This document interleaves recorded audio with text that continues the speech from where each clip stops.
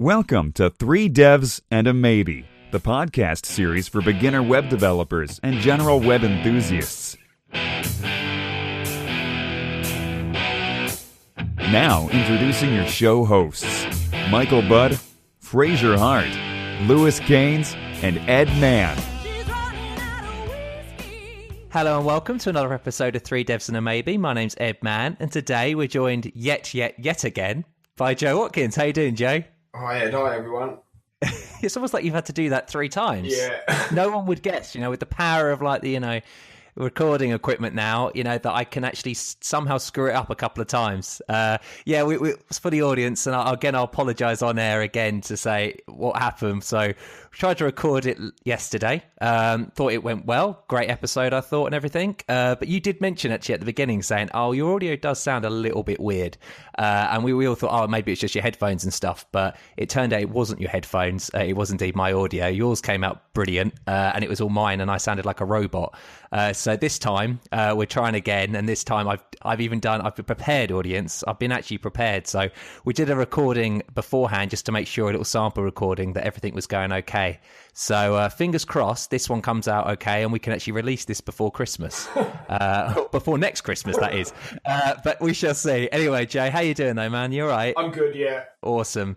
Yeah, so we haven't had you on for a couple of weeks now, maybe a month or so actually, and I just thought it'd be cool to catch up and everything. And obviously 7.1's been released. I should congratulate you there. That's awesome news. Yes, that's good. Yes. Yeah. How was the final stages of that? Was there any kind of major pains, or was it just a kind of a nice seamless release? No, it was all right actually. No reports of any server farm fires or anything like that. So that's always a good sign. Yeah.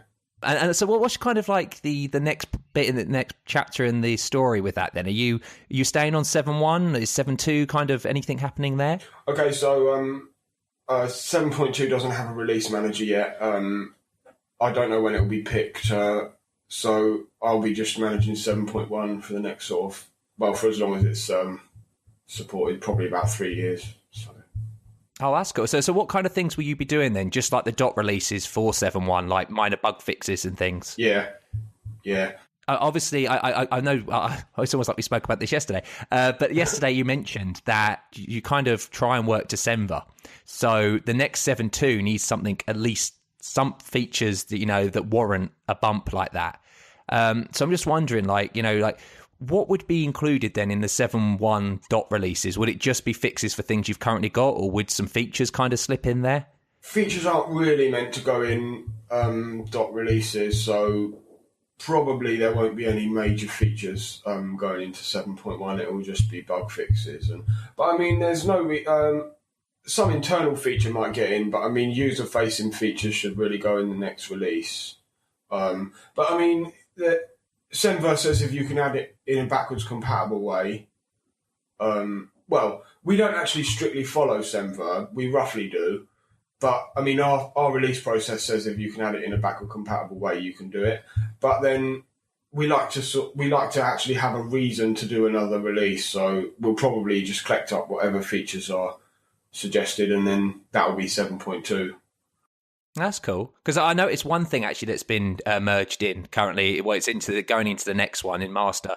I don't know whether it's actually been implemented yet, but it's the debugging PDO, prepared statements, the emulation stuff. So it's to do with being able to display actual arguments, as opposed to just the query. That is in master, but okay. So the first RFC that was done for that, the guy wasn't happy with the implementation, so he's brought out another RFC. But I actually was not here for the. I don't know if that's actually gone ahead or not. It's when PDO does emulated prepares. I think it shows you the actually executed query. That seems really useful. Yeah. And I think that's just one of those nice changes. So actually that's quite a good example. So something like that, would that go in? Could that go into a 7.1 dot release, or would that be saved up for 7.2? Well, I mean, technically it could go into 7.1 release, but I don't think it's going to because, the guy wasn't even happy with it, and it's only just got into master. So we like for things to be kind of mature before we release them.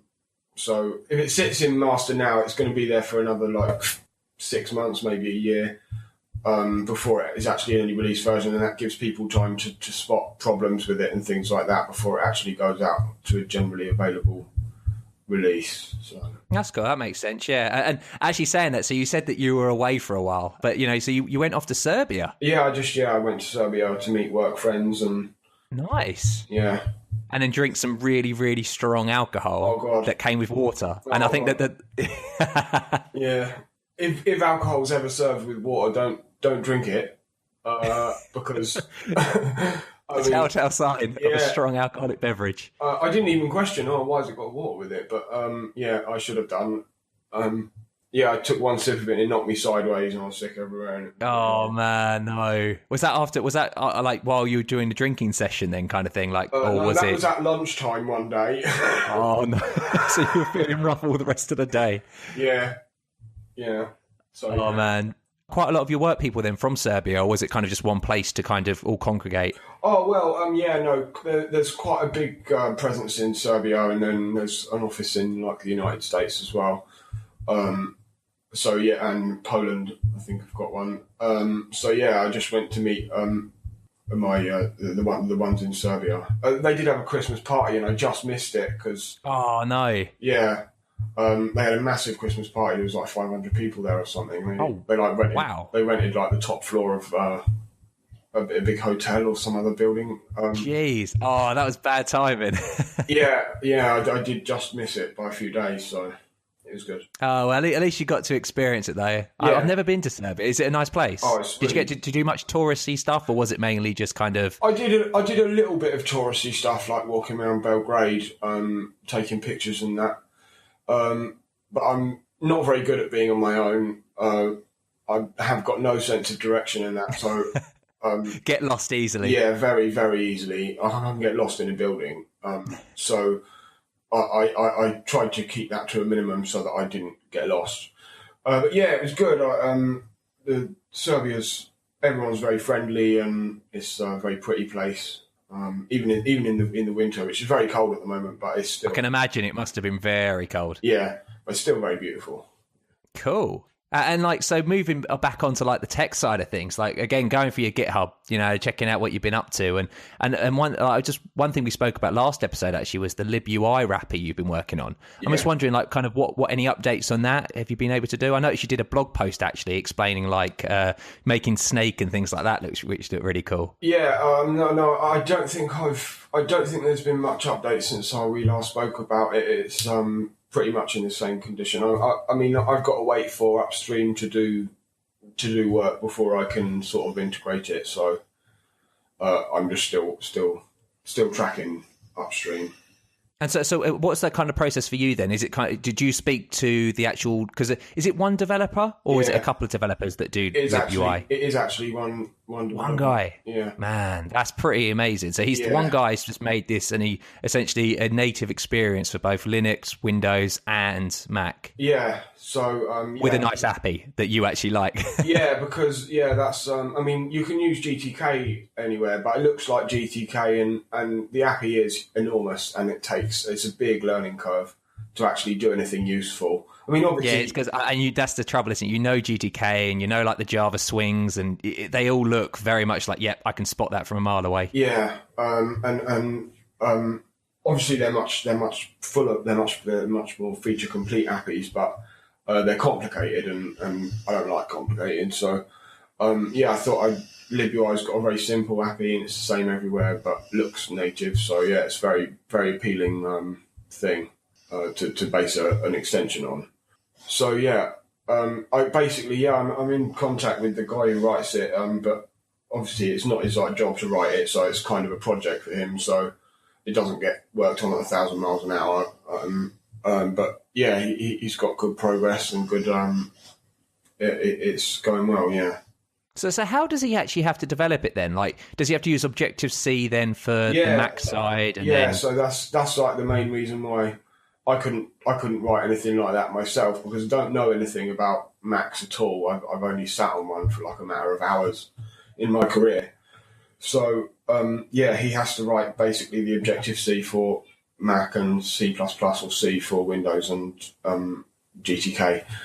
Now, that must be a massive project then to undertake. Yeah, it really is. I'm trying to make everything, especially when it comes to like layouts and things, trying to make everything sort of look similar is not easy at all.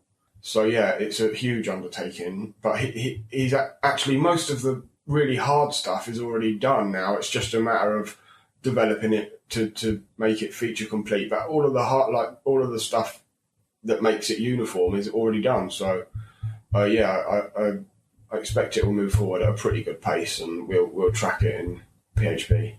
That's cool. And stuffing like the libui stuff the wrapper you're working on, would that ever kind of go into master, or would that be something that's always going to be an extension that need it if you need it? I don't. There's nothing really to gain from putting code in PHP source.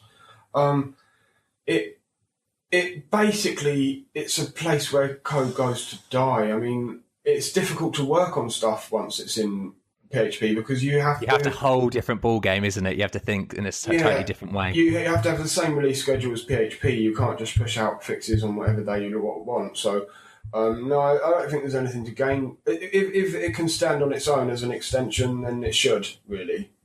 So, yeah, I haven't got any plans to try and get that merged at all. No, that makes complete sense. And another actual wrapper, you've been wrapper crazy at the moment, is an Uber one I've noticed on your GitHub. Do you mind explaining like kind of the backstory behind that? Oh, yeah, well, okay, so I was hacked. Basically, I'm a terrible person and I've got very, very bad memory. You're like everyone else and uses the same password for multiple things. Yeah, that's what I did. Use the same password for everything. And then some old forum I went on got hacked, and so they got my password. And then from some other place they got my email address. And so when I noticed this was going on, I decided I would have to do something about it. But it's just impractical to sort of choose a different password for everything. And I just can't do that. So I started looking for some kind of like hardware solution, and there's these YubiKeys, and they do they're primarily for second factor authentication. So like you can use them to as a second factor to log into GitHub or Google and things like that. But they can also do a static password, which is what was really appealing for me, to be honest, because then I don't have to remember my password. I know it's not as secure as a second factor, but I mean, you'd have to kill me to get the device out of my hand, so it's pretty secure. And I mean, at least then you don't have to use the same. And so it's the same password then that you're using for everything still, but it's a very strong password. Very, very strong password, yeah. And if I come across a website where it won't support the length of my password or whatever, I just won't use that website. It's as simple as that, really. I don't need to sign up on every website I come across. So I'm using the second factor for places that support it, but other places don't. So you've kind of got to use a static password for that if you want to make use of it. So and then I also noticed that my home network was hacked as well. That was bad timing. Very bad timing, eh? I know, this all happened within like a few days. Oh dear. And then when my home network was hacked, that was when I actually did buy the things and just that was when I decided I would actually buy them. I bought these. I've got these plug things. You plug them into the wall and it sends the Ethernet around the electrical circuit in your house. I don't know what the technical word for them is. I think I just call them network plugs, but again, I don't know if that's the technical term either. Yeah, but they're really cool, and I hate wireless Wi-Fi. It's terrible. It's interference and drops out all the time. So I have to have cables, and the router's at one end of the house, and my office is at the other. So and I bought a new one that had a Wi-Fi extender built in, but I didn't really pay any attention to it because I don't care about that. But then someone obviously hacked it and set up their own Wi-Fi network on my network. So not cool. No, that was not cool and quite scary. So that was when I decided I would start taking security of my network and my services a bit more seriously. That's what I'm doing. No, I think it's one of those things, because until you've actually been exploited, or you feel the pain, like you say, someone on the podcast has told you they've been hacked, or all these things, you kind of live in a world where you're like, yeah, no, it happens to other people, but not me. Yeah. But it can happen to you, and I mean that's why I use something like LastPass. I think I mentioned it yesterday actually to you, which is like ability to be able to store encrypted, so it's encrypted from your device, they don't store anything obviously unencrypted. They store the encrypted version, you decrypt it, you do your stuff with it, then they store it on their servers. And then LastPass allows you then also to have two-factor authentication, one-time passwords using the YubiKey. So you have your master password, have that. And then like another thing with LastPass, which is great, is like the automatic password generation and also updating. So, you will say like, oh, I want to update my Gmail account password. It's been a couple of months. Okay, you just click it. It will then automate the process of doing that for you. That's brilliant. It's so easy. I feel like we can only solve half the problem as consumers or clients, because the other half of the problem is that people that run services that don't store passwords securely like they will. Well, I mean, let's talk about this forum then. I mean, like the only way they must have been able to get your password is either it was a weak salt, weak hash, or it was plain text, and probably it was plain text. To be honest, I think it was plain text, some old version of vBulletin. I don't know that much about vBulletin, but I remember it from like 10 years ago, and it was pretty shit. But that's the problem, though, isn't it? It's the pretty crappy ones, 10 years ago that are still being used, and that's kind of scary, though. That people, I mean, plain text. Nothing should be stored in plain text. No password. It's like when you sign up to a website and it says someone else has used this password. How does that make sense? That's scary. Or you're changing your password and it says you've used that password before, and you think, well, how do you know that? How do you know? I mean, it's possible that they're just calculating the hash again, but still, they shouldn't be telling you that. They shouldn't be storing your information like that. But so we can only solve half the problem by getting these devices and using things like LastPass and things like that, and other password management things. But I think the other half of the problem is, probably more than half actually, is the server side and the provider side of it. That's what we've got to try and fix as a community. We've got to say, this actually makes people vulnerable. I mean, at the moment we're just talking about, someone might have got into my GitHub or my email or whatever, but it wouldn't take very much having access to my email address. It wouldn't take very much to actually steal my identity and do me real damage, hurt my credit or do do real damage in real life. So it is a serious problem that we should all take a bit more seriously. So I got the YubiKeys, and then I wrote the wrappers for the libraries that the Yubico put out, a host and a server library. So the server library is what you use if you're writing like a server-side application. That's how you do the authentication and things. And the host library is actually for interacting with the hardware on the host computer. That's what they are. That's really cool. Have you got any ideas that you want to do with YubiKey stuff, or do you just wanted to look into the APIs? I just wanted it to be possible to have ideas without writing C or that. So I haven't got any solid ideas yet, but I hope to have some. So yeah. No, that'd be really cool, because then, I mean, obviously, that in that case, then people can. I know you mentioned yesterday actually that there was like some PHP only specific implementations. Because it's a JSON based protocol. So they've got they do a PHP only implementation, but obviously it's going to be slower and a bit crap. So the C one's going to be a bit faster. And I mean, if you can write the C one, then might as well write the C one. Absolutely, no point in having the extra layer. And so another thing actually that you've been working on, another thing in your GitHub that I noticed was some Raspberry Pi stuff. And I have an old Raspberry Pi tucked away in the drawer, which I think a lot of people do at the moment. Well, what are you doing with those? Okay, so I think people buy them and they've got every intention to do something cool with them. And then they download one of the operating systems that's supposed to be good for them. And they discover that actually they can't really do anything other than run the operating system easily, because they're only very restricted hardware, and the operating system is not. I mean, it's got like LXDE, it's got like the lightest possible setup, but it's still heavy. It's just a desktop that's compiled for ARM. So it's not really, once you're running the desktop, you're using such a lot of the resources that the thing has to offer. It's difficult to imagine what else you could do within reason. So the idea was Windows are doing like an Internet of Things operating system where you can only run one application at a time, and so it hasn't got like all the junk that normal Windows has got.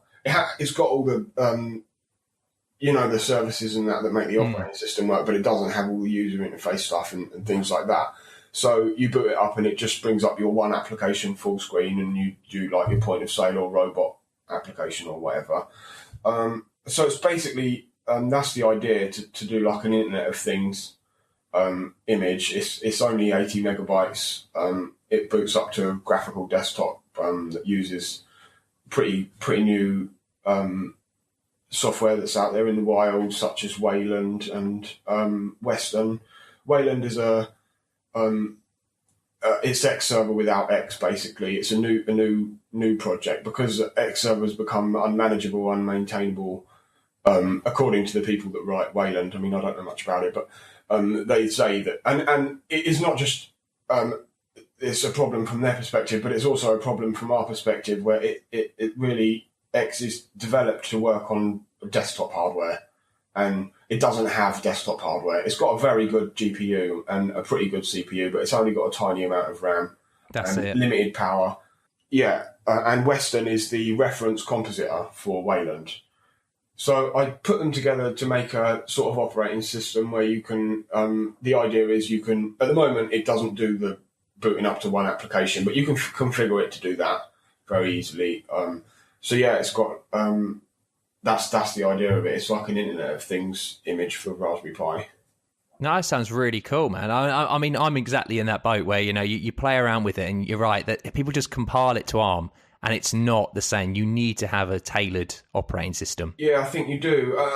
And it's recognised as well by the Pi Foundation. They've actually got, they're working on, or they were working on something called Maynard, which is like a new desktop which is built on top of Western.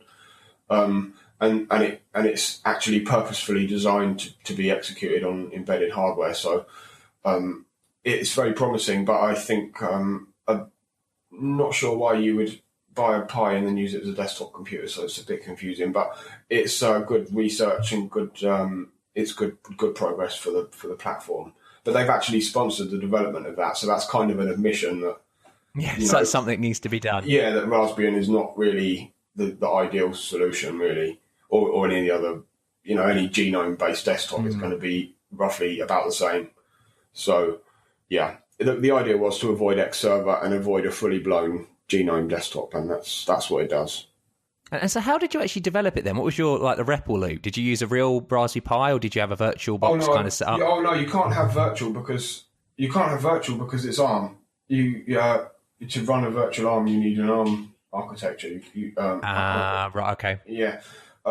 So yeah, I've got a bunch of Pis. I tend to buy one whenever they're on offer for some reason. I didn't. I had a box of them before I started. Yeah, because I like them, and yeah, basically you have to compile it from scratch, which takes a very long time, and it takes quite a lot of knowledge about cross compiling and the different packages you want to use and version compatibility and things like that. And most people just don't have that knowledge, or don't have the time or interest in learning. So the idea is that with the LFOS, it's called, the idea is that you won't actually have to compile stuff, because I've already, the UI library is included, so you could write your very basic UIs in that. But I'm going to continue on with an OpenGL extension, but I'm not sure how it's going to look at the moment, because it's not clear who is going to be the provider for that. It could be libui, or it could be some other library. So I'm not sure how that's going to work yet, but that's what's going to happen moving forwards. It might seem a bit unreasonable to talk about 3D graphics in PHP, but it's just not, because pretty soon we're going to have a JIT, and there's not going to be a remarkable difference between me writing code in C and me writing code in PHP. So that's the idea, that you won't have to know about cross compilers and things like that. you can write scripts like you can in Python. I mean, they've got all that stuff in Python already, but it hasn't got Python on it because I'm me. Oh, that sounds really interesting. And actually, so you brought up the JIT conversation there. So you said it's going to take. It's not out of the round that we're going to get a JIT soon. Like, is there any ETA on that? I mean, is it still a lot to be done in that regard? No, I mean, no, it works. It exists and it works. It's going to be like a modified op cache. It's not modified. It's a feature of op cache basically. It works. It's just a case of now in real life apps, there's not really a remarkable difference because of the kind of code we write in real life app. I mean, if you run WordPress or whatever, you might not get that much of a difference. But when it comes to graphics applications that have to do very complex CPU intensive stuff, it is going to make a huge difference. In synthetic benchmarks, it's already making a big difference. So it's now just a case of trying to eke out what we can from real life, what we call real life apps today. And then I imagine it will probably be part of 7.2, probably. Wow. It will probably be the thing that we call 7.2. Yeah, because that seems like quite a big feature to be able to push out there. And who's been working on that then? Dimitri at Zend works on that. And, he gets input from Nikita and Bob and other people on internals, but mostly it's his baby. So brilliant. Yeah, exciting times ahead then. Yeah, very. Especially pairing that with your libui stuff, as you say, OpenGL. I mean, that's great timing. Yeah, it is. Yeah, it's good timing. It's almost like you knew it was going to happen. Well, it is a bit like that. I mean, already you can do I done a blog post that showed there's a very popular JavaScript demo, HTML5 demo, like Starfields, and I've done that, and then I've done like a Snake game as well. And even today, without a JIT, they work fine, and they on a decent desktop, you'll get your 60 frames per second, which is what JavaScript game developers typically aim for. Obviously, real games like OpenGL, some of the examples for that, even on a Raspberry Pi, will run at 1,000 frames a second. Wow! So yeah, because they use the GPU directly, and so hopefully we're going to get there. So again, like for the audience, what is actually a JIT then? A JIT compiler? Oh, just in time. Okay, so when PHP compiles code, it compiles it into a form that the Zend engine can execute. The Zend engine is a virtual machine, like a virtual processor. So what the JIT does is take the compiled code for Zend and compile it to machine code, to native instructions that are actually executed on the CPU without the VM. So it's pretty much like writing in C. I mean, it's a bit slower because you've still got to do all the PHP stuff, but that's what it does. It increases the performance hugely. I mean, most modern languages that we're using, like Java, JavaScript, they've all got JITs. Even Lua's got a JIT. Actually, the way that we've implemented, we're using DinASM, which is Lua's JIT library. That's what we're using. So so that's what a JIT does. Well, that's cool. I definitely have to put some of these bits in the show notes. There's one actually last thing I'd like to talk about, and it's not the Unicode stuff directly. We tried to attempt that yesterday, but what we're going to do is we're going to try and hopefully get some other people on and have a good Unicode discussion at some point. Yeah, I think it'll be good. Yeah, I think that'd be really cool. But actually, one thing I noticed this week, and I really want to just mention it actually, was, and I think I told you yesterday actually, you didn't know about this either. It's like the zero width joiner emojis. Yeah, I didn't know about that. I read that. I read the article you sent me yesterday. It was interesting.